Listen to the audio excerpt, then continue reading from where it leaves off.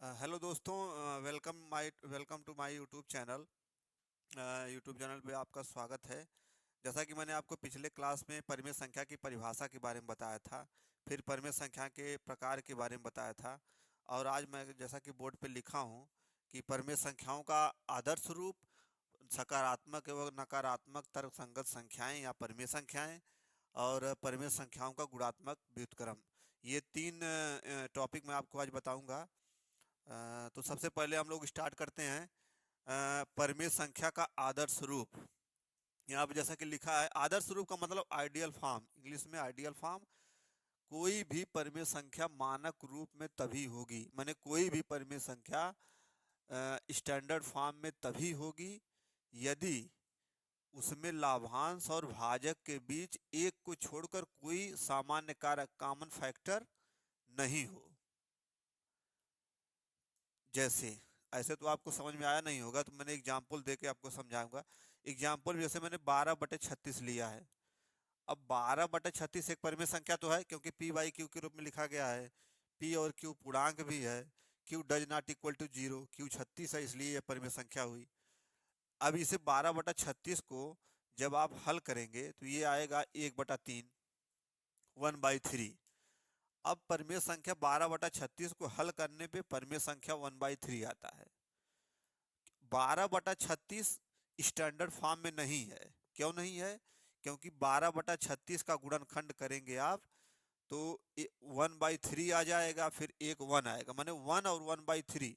जैसे 12/36 का एग्जाम्पल में 12/36 का गुणनखंड करेंगे आप तो एक 1 आएगा, दूसरा आएगा 1/3। दो गुणनखंड आ रहे हैं, 1 और 1/3। अब इसमें दो गुणनखंड आ रहे हैं, लेकिन यहाँ परिभाषा में क्या लिखा है कि जिसमें भाजक और लाभांश के बीच सामान्य कारक एक है, माने आना चाहिए केवल एक ही, एक आना चाहिए, केवल एक आना चाहिए, यानी कि ये स्टैंडर्ड फॉर्म में नहीं है। लेकिन यदि 1/3 आप लेंगे, एग्जाम्पल में 1/3 ले लीजिए। एग्जाम्पल में 1/3 ले लीजिए, तो 1/3 का आप अगर लाभांश जो लिखा है, लाभांश का मतलब अंश, और भाजक का मतलब हर। तो अंश और हर का जो कॉमन फैक्टर है वो एक होना चाहिए, माने अंश और हर का जो कॉमन फैक्टर है वो एक होना चाहिए। तो अब इसमें एक से यदि गुणा करेंगे दोनों में तो दोनों 1/3 ही आएगा, यानी कि इन दोनों एक से दोनों कट जा रहा है, 1 भी कट जा रहा है और 3 भी कट जा रहा है। लेकिन यहाँ पे अलग अलग है। यहाँ पे 12, यहाँ पे हर जो है 3 से कट रहा है, 12 एक से कटा, इसलिए एक कॉमन फैक्टर ये 1 के अलावा आ रहा है, माने आना चाहिए कॉमन फैक्टर एक ही, इसलिए 1/3 12/36 का कॉमन फैक्टर आदर्श फॉर्म है। एक बार फिर से मैं इसको समझा देता हूँ। 12/36 आपने परिमेय संख्या लिया। अब इस 12/36 का दो कॉमन फैक्टर है, अंश और हर का। पहला तो एक है, एक दोनों से दोनों कट जाएगा। दूसरा है 1/3, 1/3 लेंगे तो 1/3 का मतलब है 1/3 जब इसे भाग देंगे तो 12/36, मतलब 12×3=36, 12 का नंबर 12×3=36। तो दो दो सामान्य कारक हो गए, दो कॉमन फैक्टर हो गए 12/36, यानी कि 12/36 आपका का वो आइडियल फॉर्म में नहीं है। अब 12/36 को हल करेंगे, जब सरल करेंगे तो 1/3 आएगा। 1/3 का एक ही कॉमन फैक्टर है, 1। और परिभाषा में भी लिखा है कि भाजक और लाभांश के बीच सामान्य कारक एक होना चाहिए, केवल एक होना चाहिए, एक यहाँ पर है, इसलिए 12/36 का समान आइडियल फॉर्म 1/3 होगा, जो कि आदर्श रूप में है। तो इस तरह से मैंने आपको आदर्श फॉर्म बताया। अब अगला है सकारात्मक एवं नकारात्मक तर्कसंगत संख्याएं। तर्कसंगत का मतलब, ये तर्कसंगत जो लिखा है इसका मतलब है परिमेय संख्याएं, इंग्लिश में रेशनल कहते हैं। रेशनल का मतलब तर्क संगत भी होता है, रेशनल का मतलब परिमेय भी होता है। तो तर्क संगत संख्याएं, सकारात्मक तर्क संगत संख्याएं यानी कि सकारात्मक परिमेय संख्या, नकारात्मक परिमेय संख्या। सकारात्मक से देखने से ही पता चल रहा है, सकारात्मक यानी कि पॉजिटिव, और नकारात्मक यानी कि निगेटिव। तो सकारात्मक मतलब उसका अंश और हर पॉजिटिव होना चाहिए, और नकारात्मक मतलब दोनों में से एक निगेटिव होना चाहिए, दोनों में से एक निगेटिव, चाहे अंश निगेटिव हो चाहे हर निगेटिव हो। और नकारात्मक जब होगा तो अगर निगेटिव हो जाएगा तो वो जीरो से ऑटोमेटिक, वह परिमेय संख्या जीरो से ऑटोमेटिक कम हो जाएगी। और सकारात्मक होगा तो वो जीरो से बड़ा होगा। जैसे मैंने लिखा है, यदि अंश और हर दोनों एक ही चिन्ह के हों, सकारात्मक के लिए, सकारात्मक के लिए अंश और हर यदि एक ही चिन्ह के हैं तो वो संख्या कौन सी होगी? सकारात्मक परिमेय संख्या।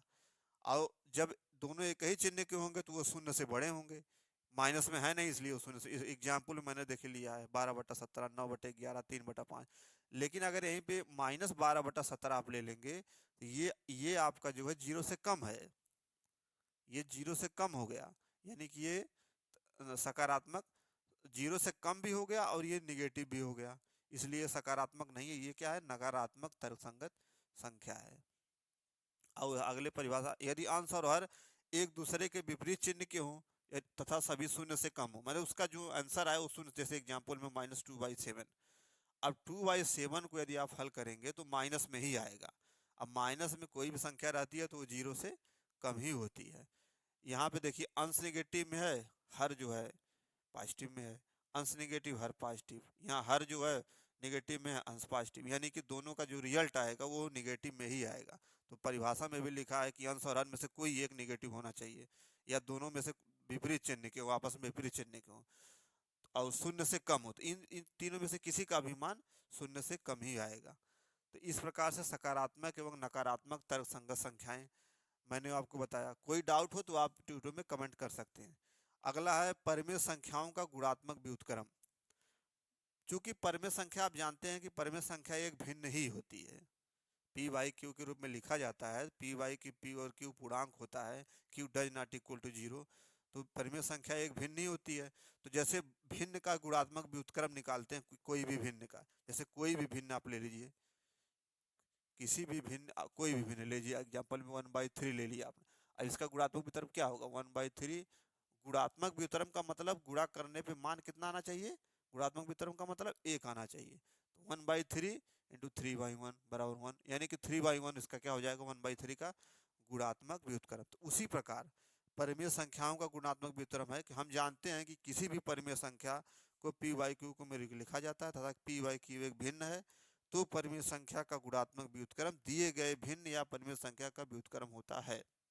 एग्जाम्पल में ऐसे आपको नहीं समझ में, एग्जाम्पल मैंने 3/8 लिया, अब 3/8 का गुणात्मक व्युत्क्रम निकालेंगे, 3/8 एक भिन्न है, जैसे भिन्न का गुणात्मक व्युत्क्रम निकाला जाता है उसी तरह परिमेय संख्या का निकाला जाएगा।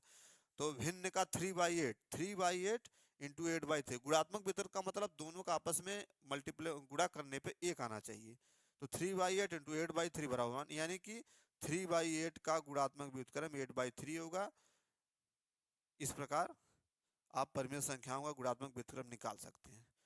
तो आज के लेक्चर में मैंने आपको परिमेय संख्याओं का आदर्श रूप बताया, परिमेय संख्या में परिमेय संख्या के प्रकार बताया, आर्त संगत, और इसके बाद उसका गुणात्मक व्युत्क्रम। अगले चैप्टर में फिर यहीं से आगे स्टार्ट करूंगा। Thank you.